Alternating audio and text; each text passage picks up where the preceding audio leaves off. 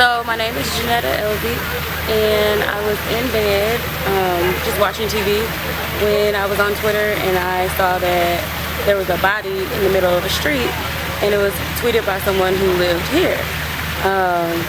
In the background, I could tell that the place looked familiar, but I was like, oh, well, you know, it might be somewhere totally different that has similar structures or whatever. And then I did some more research all up and down my timeline, and I saw that not only was it here, it was in Ferguson, where I used to live with my mom maybe like 10 or 12 years ago. So my best friend and I, after gathering more information, we went down to Ferguson, down to Canfield, to the actual street where Mike Brown was shot and killed. We could still see the blood on the streets, even though they said that they had washed it away with soap earlier that day. It was still there, still dark, and you could tell that he had been in that position for a long time because of how dark the blood was in the street. That was an instant call to action for me.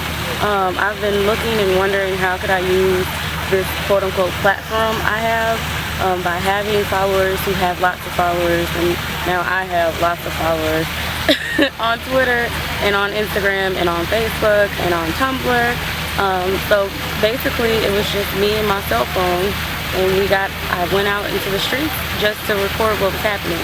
Something in me told me that the media would not be portraying this story correctly, mainly because it's a black community, and when black communities are involved or black boys are killed dead in the street, it's usually some type of slander or a smear campaign against the victim and not against the person who actually committed the crime. So that's what inspired me to get out into the streets, on top of the fact that one day Mike Brown could be my son. I don't have children, but that could be my child one day, and I definitely don't want anyone to kill or hurt or harm my children, and definitely not leave them out in the street for 4 hours. They pick up animals faster than what they picked up, than when they picked up Mike Brown off of Canfield, and that's disturbing. It shows that there is no care for black life, especially a young black man's life. So ever since then, we got into the community, me and my friends and I, and started doing basically what you could call community service. We were handing out water, we were handing out food, we were handing out towels, anything if people needed it. We were trying to gather and assess the needs of the community and buy it through donations made by Twitter directly to a Western Union or MoneyGram. We were helping and aiding protesters during the day while protesting, and then at nighttime when the armor trucks would come and things like that, we would be out there too. And then we had a reporter from the Washington Post with us, and while we were standing on the street of Nesbitt and West Florissant, the armor trucks were advancing up the street and shooting tear gas into the actual neighborhood. Not just up and down West Florissant, but shooting directly into the neighborhood, shooting directly at people, shooting the tear gas canisters at bodies. And these people had their children outside. It was old, young, everyone, the community was outside, period.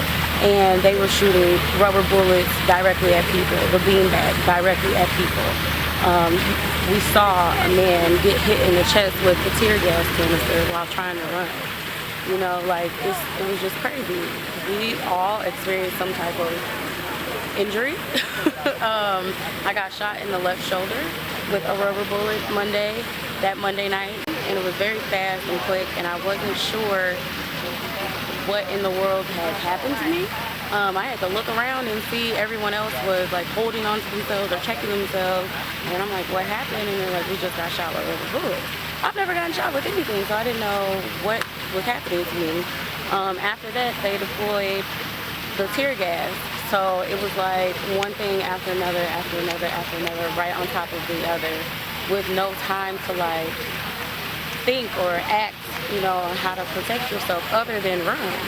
And the people, the SWAT team was yelling, return to your homes. And the people in the community were telling them to go home. You don't live here, you know, you go home. You're in our neighborhood. And they didn't allow people to mourn the death of Mike Brown. That's been a whole problem since the start of this. They haven't allowed the people to mourn the loss of someone in their community without invading their space and bringing force and militarized police forces into a community when simply everyone just wanted answers and they wanted direct action. So that was the very beginning. Since then, we've been out there every night with protesters. I've only taken 2 nights off in the past 17 days or so. And we've just been out there trying to be involved in the community and also using our Instagram, using our Facebook, using our Twitters to get the voice out. I want people to know that St. Louis is not what the media is making it out to be. We are a city, we're a resilient people who live in a racist city. So St. Louis is a part of Missouri, obviously, and Missouri was the last state to free the slaves. And so racism is something that is still very prominent in St. Louis. It's almost like a dirty little secret that people don't want to acknowledge, but that is one of the main forces behind all of the police brutality that goes on here in St. Louis. At this point, it's just kind of reached its apex. I think this whole year has been a really disheartening and kind of discontent experience for me, from the Trayvon Martin decision to some Fruitvale Station to the Eric Garner video. So literally, Eric Garner was killed by the police not too long ago. And I just remember that night, I watched the video like 5 times, and it's weird that I watched it 5 times, but each time it sensitized me more. And literally the next day, I think my whole mind frame changed, and it was like, wow, this is like, I have to commit to this as a lifestyle. But it was still kind of inside of me. And then so I was in the car just changing stations. I heard about Mike Brown being killed that Saturday, and that's when I was like, all right, this is the moment. Like, so literally that Sunday morning, I went to a rally at the police department, facilitator hosted by the clergy, and I was really just observing and trying to figure out who were the people who were taking action.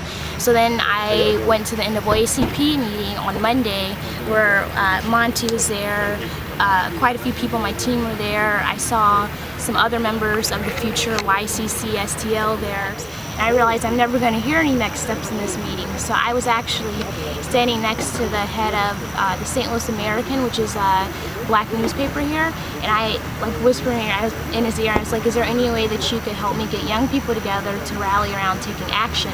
And so Tuesday morning, I just went to we had our meeting. So it wasn't like we were just going to have these listed demands. We made sure that we were on the grounds every day. We understood what was going on, and that we could relate to the people who were really dealing with those struggles on a day-to-day basis. So I don't remember what day it was, but it was Monty. Wednesday. Monty, Brittany, and me. She's another member of the Young Citizens Council. We were literally standing there peacefully protesting, and out of nowhere, it was just pure chaos. They dispersed the tear gas. They started shooting, and it was nostalgic. I was like, is this really 2014, and is this St. Louis City? So that was one night, and it just, there's been highs and lows. So some nights it's been like perfect. It's like one night, I think Justin and Brittany and I were out, and it was like so, it was full of energy and passion. It was young people going up and down the street chanting, hands up, don't shoot. And the next day it went back to pure chaos. And I realized, like, I wasn't clear the whole time when I saw the police there, like, who are they protecting? Because it wasn't us as a peaceful protesters. So I think just every night kind of illuminated that this is a systemic issue. It's bigger than Mike Brown, and Mike Brown was the impetus, but that this is something that needs to be addressed in Ferguson, across St. Louis, and across the country. So that's what we're doing now, trying to make sure that Mike Brown's death was not in vain, and that this is really just the springboard for a movement around conversations around race, a movement towards legislation that represents everyone's voices and lives, and a movement towards empowering young people to step up as the future leaders and to not be afraid to live their life. And yeah, that's it. I think it was a tragedy, and I believe Mike Brown was used as as a, I don't know if I'm going to use the right word, like a sacrifice. Like he's the person that people are using as that Trayvon Martin and those other individuals that were killed by the police. It's bigger. It's bigger than Mike Brown and Trayvon Martin. These are just people that have unfortunately died for this cause. I think we as a people need to learn to love each other and embrace each other and help build instead of tearing down each other. I think that we need to go out and vote, because if we don't vote, we don't have a voice, and if we don't have a voice, things like this are going to continue to happen. I also, when it first happened, when it initially happened and people were out protesting, I watched it on the news. I laid in the bed for 3 days, literally depressed. I could not get out of the bed because it was so sad, and to see the police behave in such a manner and the media only expose the negative part of it. I support the cause, but I don't support the looting. But one thing that I had to come to grips to realize is that the looting was a reaction. It wasn't an intent, but it was them rebelling against the government. So they figure, hey, if you don't listen to us and if you don't let us protest, let's tear up everything in the city, and that's stuff that the government cares about. So of course it got everyone's attention. It may not have been the best way, but I think with this whole situation, there's going to be a change. There has to be a change. We have to do something. We cannot allow people of different races to run a predominantly black community, because you don't know what it's like to be black. You don't know the struggle.